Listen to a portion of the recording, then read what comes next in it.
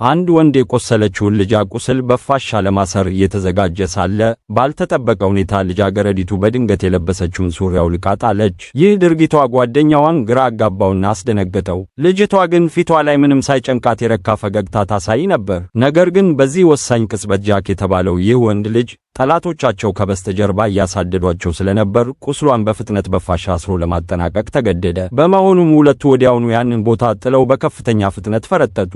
በሚያደርጉት የሽሽት ጉዞ ላይ ወንዴው አንድ የደረቀ ዛፍ ተመለከተ። ጃክም በድንገት ፍተሻ ቢደረግ እንኳ እንዳይገኝበት በመስጋት በቦርሳው ውስጥ የነበረውን $5 ሚሊዮን ጥሬ ገንዘብ ወዲያውኑ በዚያ የደረቀ ዛፍ ስር በምስጢር ቀበረው። በመቀጠልም ሁለቱ ወደ ዋናው አስፋልት መንገድ ላይ በመውጣት መሮጥ ጀመሩ።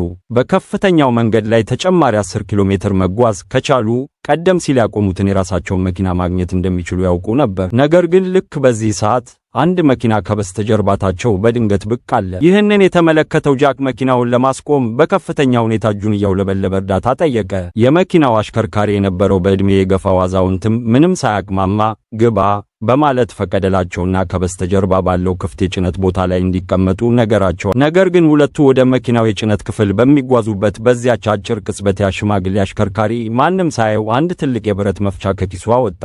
ባልተጠበቀ ሁኔታ የአዛውንት ደግ ሰው ሳይሆን እጅግ ክፉና ዘራፊ ነበር። በመጨረሻም ሁለቱንም ፍቅረኛሞች በቁጥጥር ስር አውሎ በጥብቅ አሰራቸው። የእሱ ዋና ዓላማ የጃክን $5 ሚሊዮን ገንዘብ መዛረፍ ነበር። አዛውንቱ ገንዘቡ የት እንደተደበቀ አናን በጥብቅ መመርመርና መጠየቅ ቢጀምር አና ግን ቦታውን ለመናገር ፍጹም እምቢተኛ ሆነች። ከተፈለገው አቅጣጫ መልስ ማግኘት ያቃተው አዛውንት በመቀጠል ጃክን ብቻውን ለይቶ ሊመረምረው ወሰነ። ነገር ግን የአዛውንት ዘራፊ ጨርሶ ያላወቀው ትልቅ አደጋ ነበር። እሱም ጨርሶ ሊያናደውና ሊተናኮሰው የማይገባውን እውነተኛ አደገኛ ሰው መጋበዙን ነበር። አዛውንቱ ምን እየተከሰተ እንዳለ ገና ሳይረዳው ጃክ በራሱ ኃይል የታሰረበትን ሰንሰለት በአንዴ በጥብቅ ሰብሮ በመውጣት ለአዛውንቱ ማንም የማይመልሰው የሞት ምት ሰነዘረበት። በመቀጠልም ጃክ አናን ከታሰረችበት ፈታት። ነገር ግን ልክ ከዚያ ቦታ ሊወጡ ሲሉ ቀደም ሲል ያሳድዳቸው የነበረው እውነተኛው ገዳይ በድንገት በቦታው ላይ ደረሰባቸው። ጃክ ወዲያውኑ ከገዳዩ ጋር ትንቅንቅ ውስጥ የገባ ቢሆንም በከፍተኛ ሁኔታ ዝሎና ደክሞ ስለነበር የገዳዩን ኃይል ሊቋመው አልቻለም።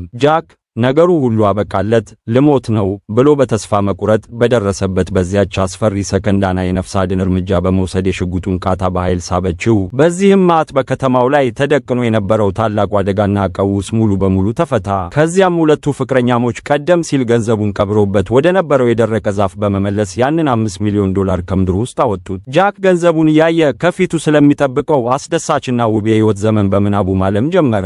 ነገር ግን ባልተጠበቀ ሁኔታ በድንገት የጮኸ አንድ የጥይት ድምጽ ያንን ያለመውን የደስታ ህልም በአንድ ያገደለውና አፈረሰው። ጃክ በፍጹም አለማመን ስሜት ውስጥ ሆኖ መሬት ላይ ቁልቁል ወደቀ። ጉድ ነው!